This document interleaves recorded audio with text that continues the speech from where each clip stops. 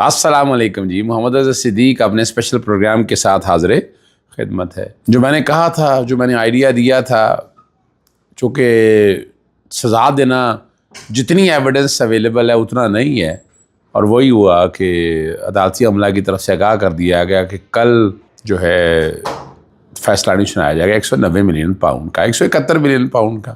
اچھا، ویسے آفیشیل اطلاع اس کی منیب فاروق یا محمد مالک نے دی تھی، اب ان کو کیسے پتہ چلا؟ ہے نا، یہ دیکھیں نا، یہ ایک بڑا ایک اہم سوال ہے۔ اس کی تحقیق تو کسی وقت ہونی چاہیے نا، آخر ان کو کس نے کہا؟ وہ اب اسٹیبلشمنٹ کے نمائندے تو ہیں، ہر ایک کو پتہ ہے کہ یہ بات ساری سامنے آتی ہے۔ منیب فاروق جو اسٹیبلشمنٹ میں ہونے والی باتیں ہیں اس کو بتاتے ہیں، تو یہاں بھی انہوں نے ہی بتایا یہ ساری بات کو سامنے رکھتے ہوئے۔ تو اسٹیبلشمنٹ کیوں اتنی اس میں انٹرسٹ لے رہی ہے؟ یہ بس صرف ہر کام میں تو وہ انٹرسٹ لیتی ہے، اس میں کیوں اتنی انٹرسٹ لے رہی ہے؟ کا مطلب کیا ہے کہ اس وقت لڑائی صرف اور صرف اسٹیبلشمنٹ کے ساتھ آ رہی ہے، اور حکومت وقت چپ کر کے انجوائے کر رہی ہے، مزے لے رہی ہے۔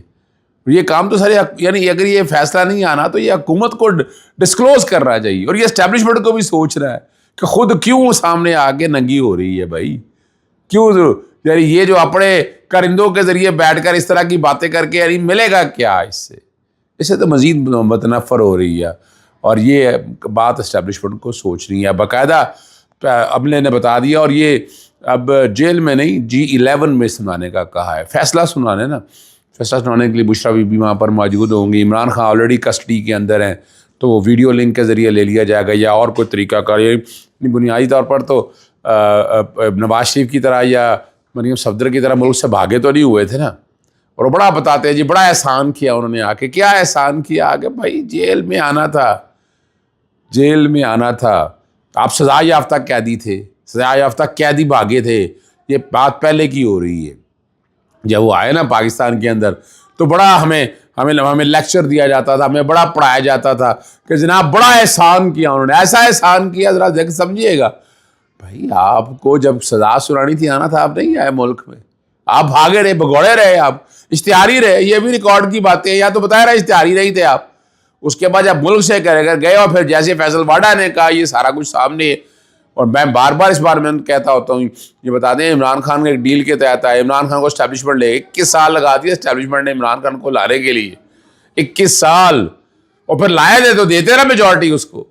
سادہ اکثریت کیوں دی عمران خان کو؟ جیسے اس وقت میجورٹی دی ہوئی ہے، 2/3 اکثریت سے بیٹھ کر آئین سازی ہو رہی ہے، قانون بنائے جا رہے ہیں، تباہی اور بربادی ہو رہی ہے، پھر دیتے ہیں اس طرح سے، پھر تو سمجھ آتی بات۔ تو یہ جو باتیں جب کرتے ہیں، جب میں بات کرتا ہوں پھر بھاگ جاتے ہیں، الزام لیتے ہیں انتشاری جماعت پاکستان تحریک انصاف کا، جب میں ساتھ خلفشاری جماعت کہتا ہوں، فراڈیہ جماعت کا، تو بھاگ جاتے ہیں۔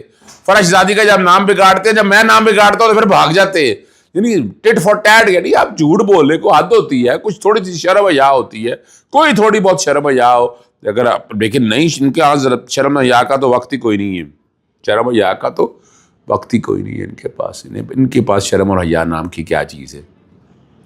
26 نومبر کے شہداء ایک اور اضافہ ہو گیا۔ ملک ادریس صاحب جو ہے اٹک سے تعلق ہے ان کا، تھرنال سے تعلق ہے، زلفی بخاری سے بڑا تعلق تھا، لیکن ایمان طاہر، میجر طاہر صاحب کے ساتھ بڑا ایک تعلق ہے، بڑا گہرا تعلق ہے۔ بڑی تصویریں ان کی بیک گراؤنڈ پہ چلی ہیں، بڑا دکھ اور افسوس ہوا۔ ایک صحیح جو پولیٹیشین ہے، جو ایک سیاستدان ہے، ہم اسے کھو گیا نا۔ دیکھیے سیاستدان اور کیا ہے؟ سیاستدان کیا یہ پلیٹوں میں نوالے لے کر پیدا ہوئے ادھر وہی سیاستدان ہے؟ یہ سیاستدان نہیں ہے جو قربانیاں دے رہا ہے، تو یہ قربانی دینے والا بڑا سیاستدان ہے، میں اس کو بڑا سیاستدان سمجھتا ہوں۔ آنکھیں اشک بار ہے، دکھ اور افسوس، انا للہ و انا الیہ راجعون، رب پاک مغفرت کرے، خاندان کو ہمت و حوصلہ دے۔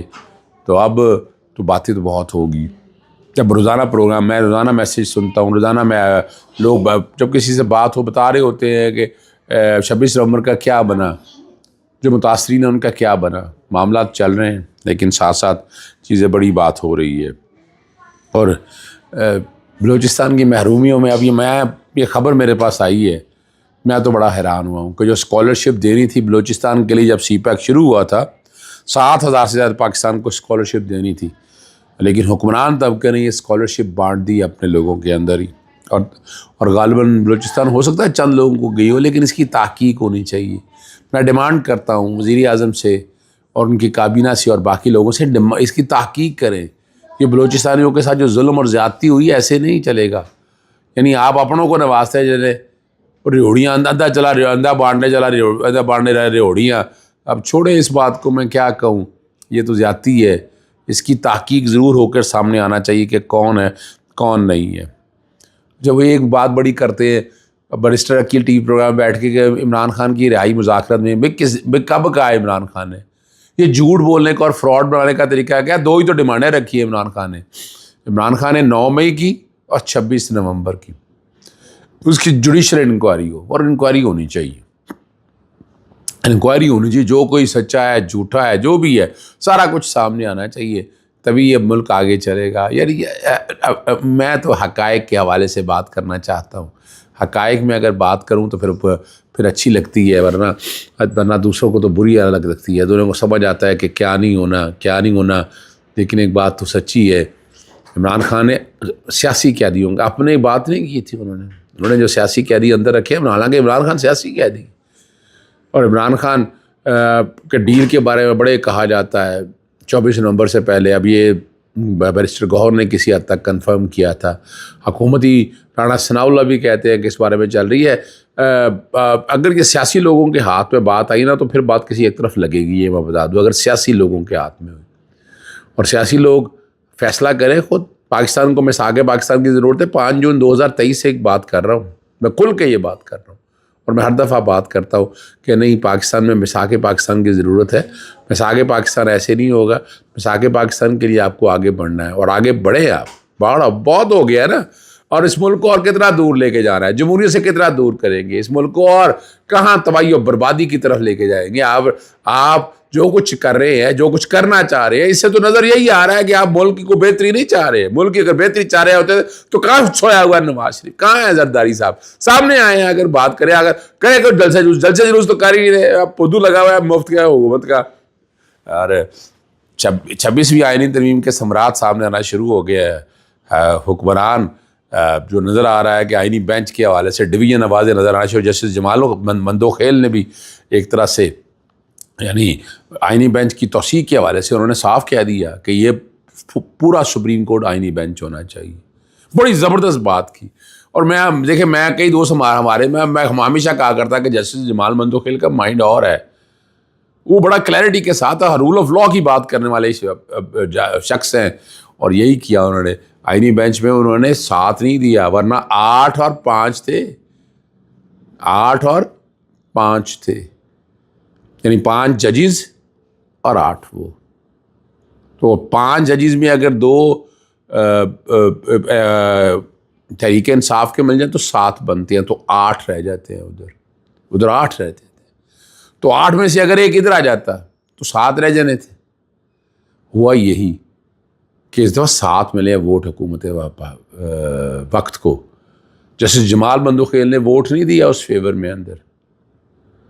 حالانکہ دیکھیں کتنی واٹر ٹائٹ تو نہیں میں کہتا, کتنی دھڑلے کے ساتھ 8 اور 5 کی ایک کمیٹی بنائی تھی.